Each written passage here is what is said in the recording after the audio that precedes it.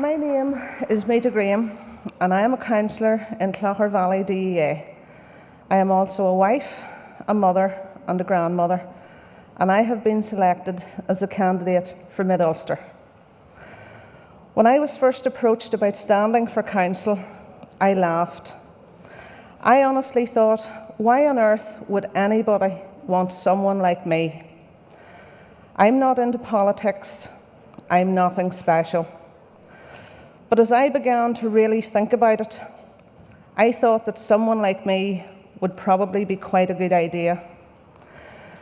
I may not have known much about politics, but I know what I believe in, and I know what matters to me. I knew how to listen to people, and coming from a rural farming community, I was always ready to help. And being nothing special just makes it easier for people to relate to me, because I'm just the same as everyone else, with the same hopes, the same issues, and the same insecurities. I've never been afraid to argue my case, and I'm honest to the point of being blunt. I could never get away with telling a lie, because I've been told my face always said what I really thought. When I was bringing up my children, I never made them a promise I couldn't keep, or a threat I wasn't prepared to carry out. I think it's a good rule to abide by, and it's particularly applicable in politics. For every negative thought I had, I found more and more reasons to stand up and be counted, and I have to say, I'm very glad I did. It has been quite a steep learning curve for me, but the more I learned, the more I wanted to learn. I had caught the political bug. The Ulster Unionist Party had all the traditional values that I held dear, with a more progressive, modern approach, a positivity that is encouraging, inclusive and welcoming, a people-focused party who actually listen to their electorate and strive to offer solutions to the many and varied problems we face. No one has demonstrated this more ably than our own Health Minister, Robin Swan, who has taken the politics out of the National Health Service, rolled his sleeves up and got on with the job that needed to be done. Thankfully, more and more women are entering the political arena, not because it's an easy option, but because we recognise the enormous impact that we have. We are the world's most underused resource, and we should never underestimate the influence that we have. We have all heard the saying, "The hand that rocks the cradle rules the world," and it's true.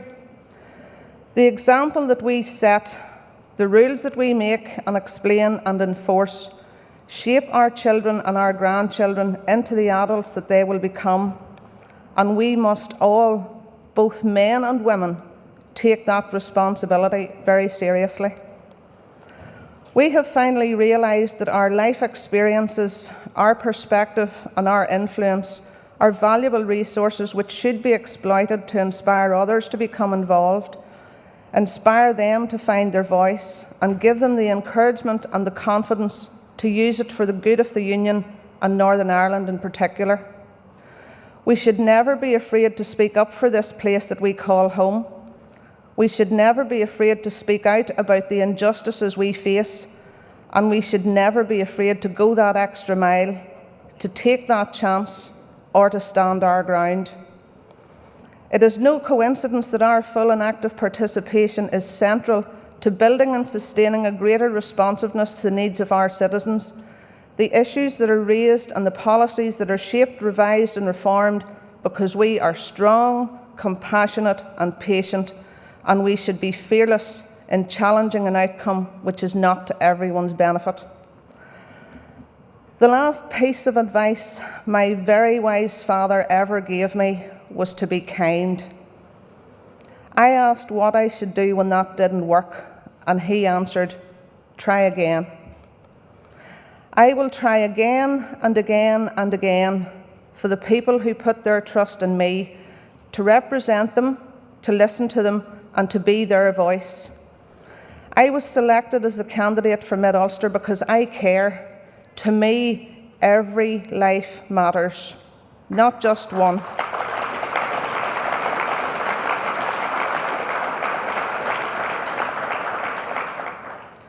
There is more that unites us than differences that divide us, and we need to be more proactive in getting our point of view and our message across.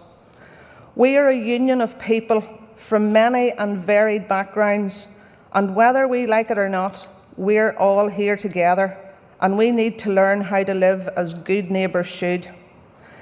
I don't mean that we should ever forget the atrocities that many of us have lived through and suffered, or that we should allow history to be rewritten. We absolutely should not. But if we want to shape a better future, then we need to lead by example. There is work to be done, and we need to get on with it. I had the very great honour last year of being Deputy Chair of Mid-Ulster District Council, and although the restrictions which were in place certainly curtailed my activities, I had the privilege of getting to know more about the place, which is not only geographically the centre of Northern Ireland, but in reality is the beating heart of our union. We have the #1 ranking in Northern Ireland for general manufacturing, which in broad terms means that we can provide everything from heavy plant machinery to the food on your plate. We are home to 50,000 jobs, half of which depend on the manufacturing industry and contribute around £1.7 billion to the local economy, and directly and indirectly we contribute over £700 million in local wages. We're a rural but multicultural area with a slightly younger age profile than the rest of Northern Ireland. Farming has traditionally been the mainstay of our local economy, but we also have the highest level of business startups in Northern Ireland.